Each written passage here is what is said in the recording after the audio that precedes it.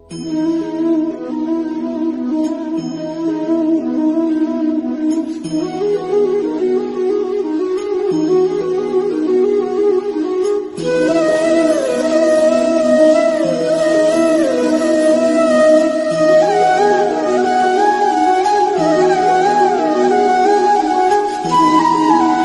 राम जय जय राम, श्री राम जय जय राम। राम राम सभी राम भक्तों को मेरा प्रणाम। हम सबके लिए परम आनंद और परम हर्ष का विषय है कि आने वाली 22 जनवरी को सारा देश रामोत्सव के रूप में मनाने जा रहा है।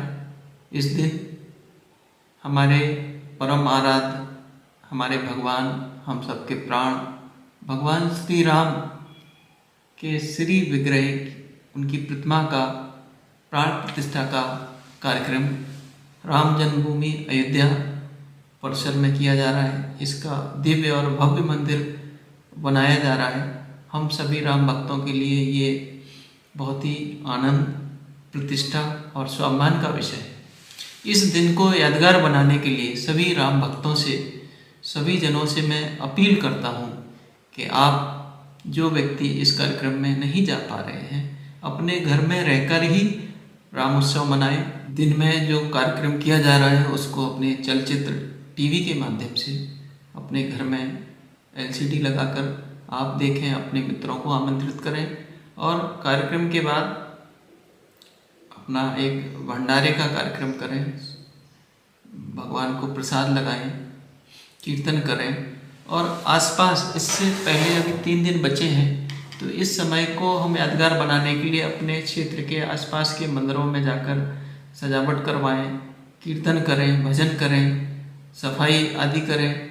और इस 22 जनवरी की शाम को 5 दीपक श्री राम लला के नाम, शाम को दीपोत्सव करें और शाम को भजन संध्या करें, कार्यक्रम करें और हर्षोल्लास के साथ रात में दीपोत्सव के रूप में इसको मनाएं। एक साल में ये दूसरी दीपावली आने वाली है जिसमें भगवान श्री राम हमारे अयोध्या में विराजमान हो रहे हैं, मूर्ति के रूप में प्राण प्रतिष्ठा उनकी की जा रही है और पूरे देश में पूरे शास्त्रीय विधि विधान के साथ ये कार्यक्रम किया जा रहा है।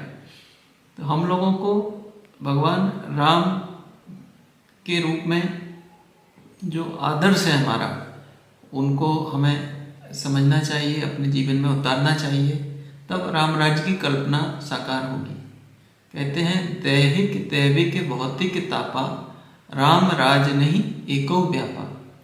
जहाँ राम की पूजा होती है, राम की आराधना होती है, राम की चिंता होती है, राम के लिए हम रमते हैं, तो उस जगह पे, उस शरीर में, उस स्थान में, उस देश में किसी भी तरह की आदि व्याधि, त्रिविध ताप कहीं भी नहीं दिखाई देते। हमारे यहाँ मित्रों कहते हैं राम रामेति रमेति रामे रामे मनोरमे सहस्र नामम सातुल्यम राम नाम वराण्य। राम नाम की महिमा अपार है। कहते हैं कलयुग केवल नाम आधारा। और भी कहा है राम से बड़ा राम का नाम। राम के नाम को भगवान शंकर जी भी रखते हैं। राम के नाम को सारी दुनिया में जो है एक अभिवादन के रूप में भी लिया जाता है। हम लोग कहते हैं राम राम। कभी आपने सोचा है राम राम कहने का क्या तात्पर्य है? राम हमारा जो रा शब्द है, ये हमारा 27वें वर्णमाला का अक्षर है। इसी तरह आ, ये दूसरा वर्णमाला का अक्षर है और माँ जो है 25वां अक्षर है। इन सबको मिलाए तो 54 अर्थात 54 की संख्या बनती है और इसको डबल करें तो 108 बनती है, जो कि पूर्ण ब्रह्म का द्योतक है, जो भी हमारी पूर्णता का द्योतक है, जो कि आध्यात्मिक शक्ति का द्योतक है। हमारी श्वास प्रश्वास की जो एक्टिव जो संख्या है वो हमारी है, उसकी तुल्यांक में है ये। तो इसलिए राम राम कहा जाता है। और एक राम का मतलब है कि वह ईश्वर मेरे में भी है और ईश्वर आपके में भी है। मित्रों, जब राम महोत्सव की बात चल रही है तो हम सभी को राम का मतलब भी समझना चाहिए। राम का मतलब क्या है? राम कहते हैं संस्कृत की 2 धातुओं से बना है। कहते हैं रम अर्थात जो जिसमें रमना निहित होना, एक है धम धातु जिसका मतलब है ब्रह्मांड का स्थान, अर्थात वह तत्व जो समस्त ब्रह्मांड में निहित है, समस्त ब्रह्मांड में रमा हुआ है, वह राम है। राम एक शक्ति है, राम एक विचार है, राम एक तत्व है, राम एक जीवन दर्शन है और राम एक भगवान है। राम आध्यात्मिक शक्ति और आध्यात्मिक राम एक आदर्श चरित्र भी है। राम के जीवन से, भगवान श्री राम के जीवन से हमें सीखने की आवश्यकता है, किस प्रकार संघर्षों से, किस प्रकार आदर्शों से, किस प्रकार नैतिक बल के साथ हम अपने जो है जीवन को, अपने जीवन यात्रा को आगे कर सकते हैं और कैसे जो है बुराइयों पर विजय प्राप्त कर सकते हैं। अच्छाई पर, जो सारी दुनिया की अच्छाई है वह राम के रूप में द्योतक है, राम के रूप में बताई जाती है।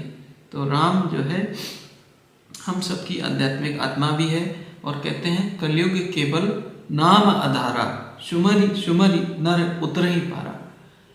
इस कलयुग में बताया गया कि जब तब इत्यादि जितने भी साधन हैं उनमें भगवान को प्राप्त करने का सबसे सरल और सबसे सुलभ साधन नाम जप बताया। कहा भी क्या है, नाम चाहे भाव से जपें, कुभाव से जपें, कैसे भी जपें वो फल देने वाला।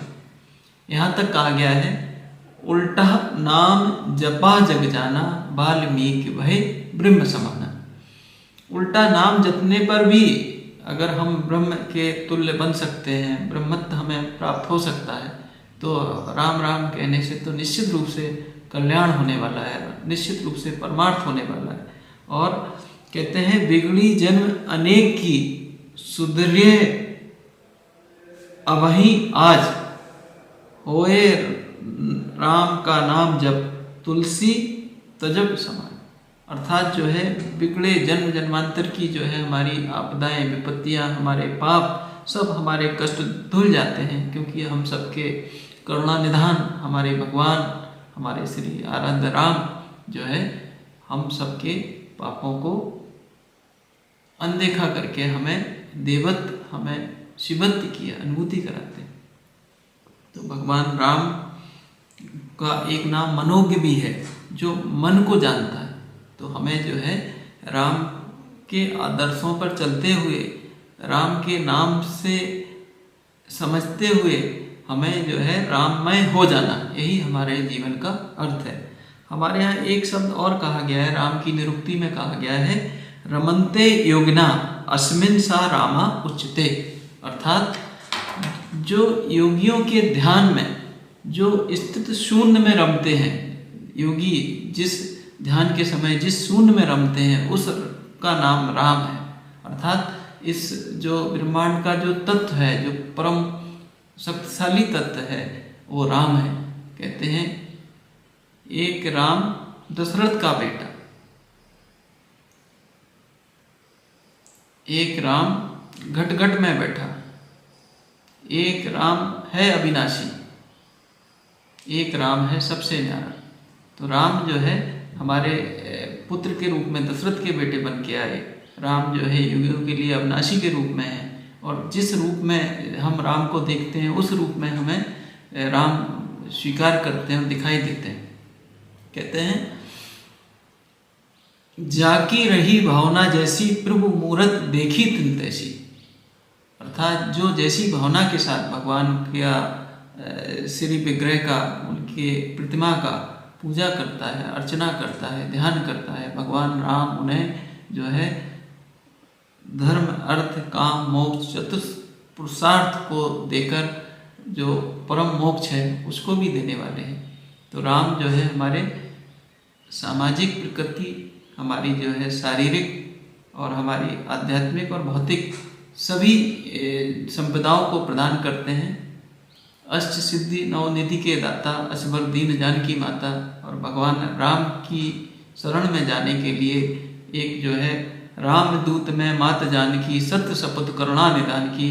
अगर भगवान राम जी को पाना है, भगवान राम जी को प्राप्त करना है, तो उनके भक्त, अनंत भक्त, परम श्रद्धेय हमारे हनुमान जी के शरण में जाना होगा, हनुमान जी की आराधना करनी होगी।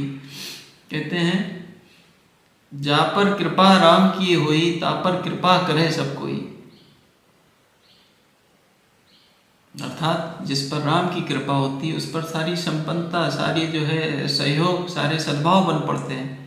और जो कहते हैं भगवान जो हनुमान जी हैं वो हमारे गुरु के रूप में जो है उनसे बढ़िया कोई व्यक्ति नहीं है। और हमारे आराध्य के रूप में, गुरु के रूप में हम जो है अगर राम को पाना चाहते हैं तो हनुमान जी की पूजा करें।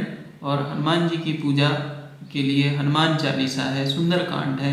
इसीलिए जो है रामोत्सव को बहुत ज़्यादा प्रभावशाली बनाने के लिए, यादगार बनाने के लिए और विलक्षण बनाने के लिए, अद्भुत बनाने के लिए हमने घर में हनुमान चालीसा करें, सुंदरकांड करें, रामचरितमानस का पाठ पढ़ें और गरीब व्यक्तियों को, असहाय व्यक्तियों को वस्त्र बांटें, उनको भोजन कराएं और मिष्ठान ग्रहण करें और आनंद से रहें।